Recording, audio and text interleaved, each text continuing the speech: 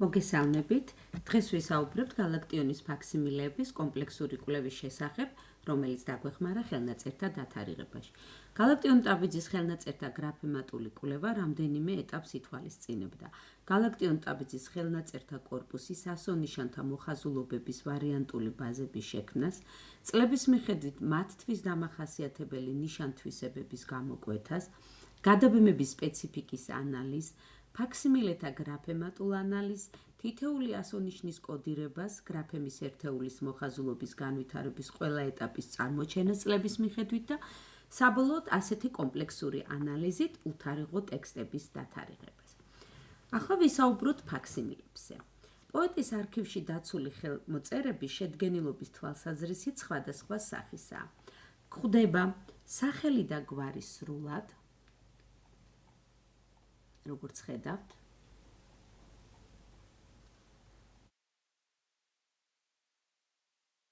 ხელის შემოკლებით და გვარის სრულად.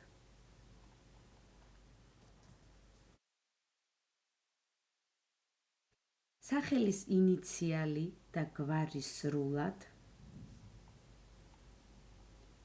სახელი და გვარი ინიციალებით.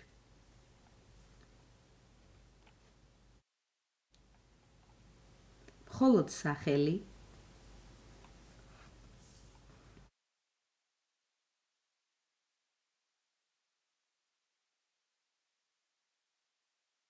მხოლოდ სახელის ინიციალი.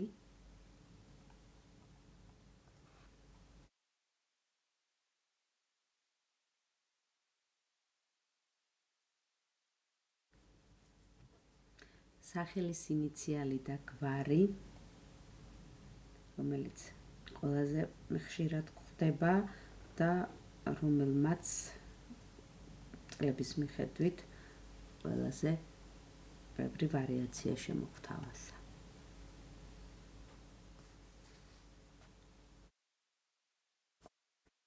ფაქსიმილეზე დაკვირვებამ გვაჩვენა, რომ გალაქტიონს როგორც ჩანს ძალიან მოსწონდა ხელრთვებში სიმეტრიული ელემენტების არსებობა და ჩვენი კვლევისას სწორედ ამ ელემენტების ქრონოლოგიური ჩარჩო გამოვკვეთეთ. სანამ კონკრეტულად ვისაუბრებდე, გაგაცნობთ ზოგად სურათს.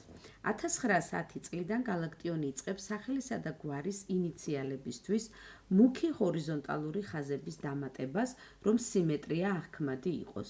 ზოგჯერ ამ ინიციალებს აერთიანებს ერთი ჰორიზონტალური გამუქებული ხაზით და ამსხვილებს ფაქსიმილეს მარჯვენა ნაწილში გაკრული ხელნაწერი ვერტიკალური ხვეულის ზედა და ქვედა ნაწილებს, რომლებიც სიმეტრიულია ასოკუსტვის ან გ-სა და ტ-თვის დამატებული ჰორიზონტალური ხაზებისა. ასეთი ფაქსიმილები გვხვდება 1915 წლის ჩათვლით. ფაქსიმილეში სიმეტრიის შემოტანის სურვილი გალაქტიონს ამის შემდეგაც რჩება, მაგრამ 1916 წლიდან ამისთვის ის აღარ იყენებს ვერტიკალურ ხვეულებს და ცდილობს, რომ სიმეტრია შემოიტანოს ფაქსიმილეში შემავალი გრაფემების ცალკეული რკალური ფორმების გამუქების აქცენტირებით. ასეთებია მაგალითად ტ-ს მარჯვნივ გახსნილი რკალი და ეს მარცხნივ გახსნილი რკალი, რომლებიც ფაქსიმილეს თითქოს ჩარჩოში აქცევს, როდესაც ფაქსიმილეში სახელი ინიციალით არის წარმოდგენილი, ბოლო ასოესთან ამ სარკისებურ სიმეტრიას ქმნის არა გრაფემა ტ-ს, არამედ გ-ს მარჯვნივ გახსნილი რკალი. 1917 წლიდან პოეტი იწყებს დაწერილ სახელში გალაქტიონ გ-სთან ერთად ლ-ს დამატებითი ხაზის, ზოგჯერ კი ხაზოვანი ოს ჰორიზონტალისა და ნ ზედა ნაწილის გამუქებას. შესაბამისად, ფაქსიმილეთა ქრონოლოგიური ბაზის შედარებითი კვლევით გამოიკვეთა 3 დროითი ინტერვალი. 1915 წლებში იყენებს გ-სა და ტ-ს სიმეტრიას მათთვის ჰორიზონტალური ხაზების დამატებით და ასევე უმატებს ვერტიკალური ხვეულის გამუქებულ ზედა, ქვედა ან ორივე ზედა და ქვედა ხაზებს. 1916 წლიდან იყენებს სახელის ინიციალისა და გვარში გ, ტ და ე გრაფემების ცალკეული რკალური მოხაზულობის გამუქებას, 1917 წლიდან კი დახრილად დაწერილი გ-ს ზედა ნაწილის ლ-ს დამატებითი ხაზის, კუთხოვანი ოს ჰორიზონტალისა და ნ-ს ზედა რკალის სიმეტრიას. ახლა კი კონკრეტული მაგალითებით მივყვეთ ამ ქრონოლოგიურ ჩარჩოს. როგორც აღმოჩნდა, თავდაპირველად სიმეტრიას ქმნის და ტ ასოების პარალელური ჰორიზონტალური ხაზების გამკვეთრებით, რომელსაც ამატებს სხეულებს როგორც გვარის დაბოლოებად, ისე ცალკე ნაწილად და ეს მოიცავს 1910-15 წლის პერიოდს. გახლავთ G და ხვეულის ზედა და ქვედა დაბოლოება, ხედავთ როგორ ამკვეთრებს ამათ სიმეტრიისთვის. ახლა ვნახოთ G და ხვეულის ზედა ნაწილი. ხედავთ, გამკვეთრებულია G-ს ნაწილი და ხვეულის ზედა დაბოლოება. G ასევე ხვეულის ქვედა დაბოლოება სიმეტრიისთვის იქნება. G და T გრაფემები სიმეტრიულად აქვს გამუქებული და ამავდროულად გვარის ბოლოს ხვეულის ზედა და ქვედა დაბოლოებაც ასევე გამუქებული აქვს სიმეტრიის შესაქმნელად. მოგეხსენებათ, დათარიღება კომპლექსურ კვლევას მოითხოვს. შესაბამისად, ჩვენი შედეგი გადავამოწმეთ ერთი ისტორიულ-ბიოგრაფიული კონტექსტის მიხედვით. ფაქსიმილეები, რომლებშიც სიმეტრია შექმნილია ასოების G და T, აი როგორც ხედავთ, G და T შუა ნაწილში, ჰორიზონტალური ხაზების დართვით გვაქვს დროის მოკლე ინტერვალში. არც ერთი ხელნაწერი თარიღიანი არ არის და ამიტომ ახასიათებლების გამოყენების ინტერვალის დადგენას კვლევა დასჭირდა. რამდენიმე ასეთი ხელმოწერა არის დიდ საერთო რვეულში 1912 წლის 12 მაისით და 1 ივნისის მომდევნო ახლო პერიოდით დათარიღებულ ტექსტებს შორის. გარდა ამისა, ასეთი ხელმოწერით ორგან გვხვდება ლექსია ალბომში, მაგრამ არც ერთგან არ არის დროზე მინიშნება. ასეთივე ხელმოწერით მთავრდება რაისა ჩიხლაძისადმი მიწერილი უთარიღო წერილი. რაისა ჩიხლაძის გალაქტიონი დაშორდა 1912 წლის შემოდგომამდე. მიხეილ ბოჭორიშვილის 1912 წლის ივნისით ან მომდევნო ახლო პერიოდით დათარიღებულ წერილში ის უკვე მოკითხვას უთვლის ოლიაუ კუჯავას და არაფერს ეკითხება რაისაზე. ასეთივე ხელმოწერა გვხვდება პოეტის განუხორციელებელი პირველი წიგნის ლექსების ნუსხასთან, რომელიც 1912 წლის ოქტომბერზე გვიანდელი ვერ იქნება. რადგან 22 ოქტომბერს გალაქტიონმა უკვე იცოდა, რომ მისი წიგნი ვერ გამოვიდოდა. განხილული ავტოგრაფების მიხედვით ფაქსიმილეს ამ ტიპით ტექსტებს მიახლოებით ვათარიღებთ 1912 წლის მაისი-ივნისით. ასე რომ კომპლექსურმა კვლევამ მოგვცა საშუალება, მაგალითად ბიოგრაფიული დეტალების გამოყენებით, განგვესაზღვრა ხელნაწერის პერიოდი და ამით დავკვირვებოდით ფაქსიმილეების გრაფემებს. მართალია G და T ასოების სტილიზებით შექმნილი ფაქსიმილეები მოიცავს 1910-15 წლებს, მაგრამ თუ კი ფაქსიმილეზე დართული ხვეულის ზედა ხაზი არაა გამუქებული, ეს არის 1912 წელი. ამან მოგვცა საშუალება ხელნაწერთა დათარიღებისთვის უფრო კონკრეტული ქრონოლოგიური ჩარჩო განგვესაზღვრა.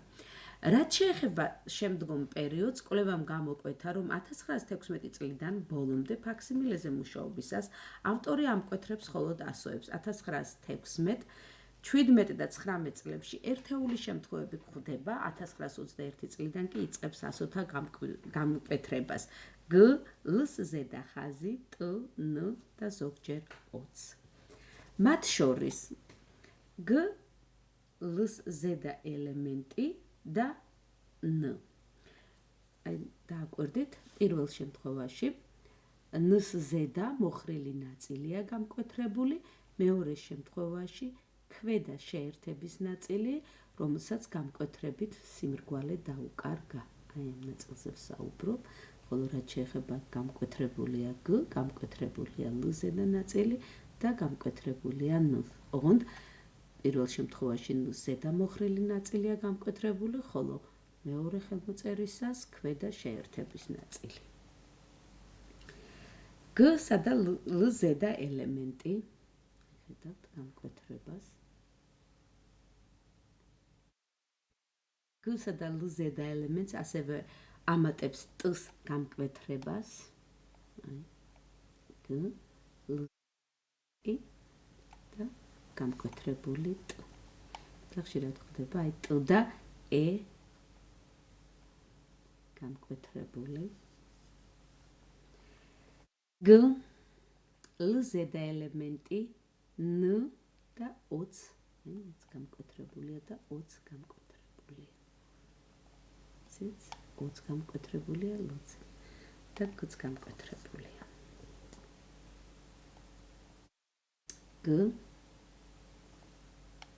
ტ და ე. აი ტსა და ეს. ისე გ ტ ხაზი ეც როგორ აქვს გამკვეთრებული.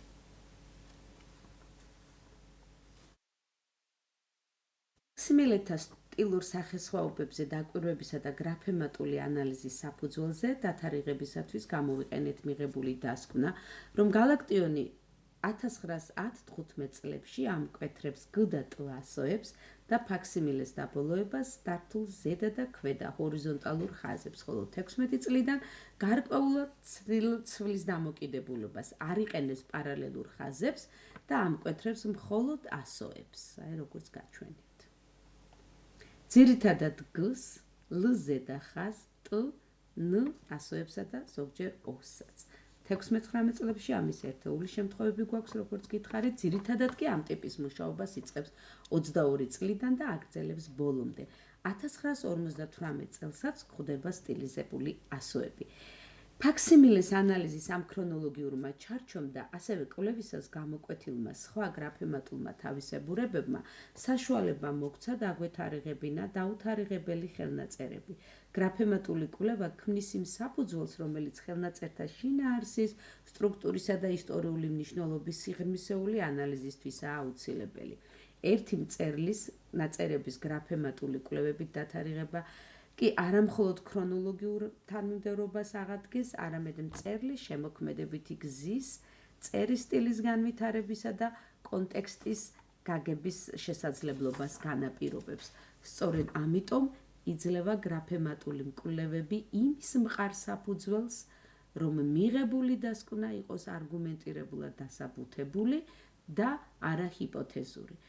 შედეგად ვფიქრობთ, რომ გრაფემატული კვლევები ციფრული ანალიტიკური ტექნოლოგიების პარალელურად კიდევ უფრო გაფართოვდება და შესაძლებლობას მისცემს კვლევრებს შექმნან ხელნაწერთა დათარიღების სისტემური მეთოდოლოგიები. ეს ხელს შეუწყობს ისტორიული ტექსტების ინტერაქციულ კვლევას, მწერლის შემოქმედების განვითარების ზუსტ რეკონსტრუქციას და მისი მემკვიდრეობის უფრო ფართო ინტერპრეტაციას.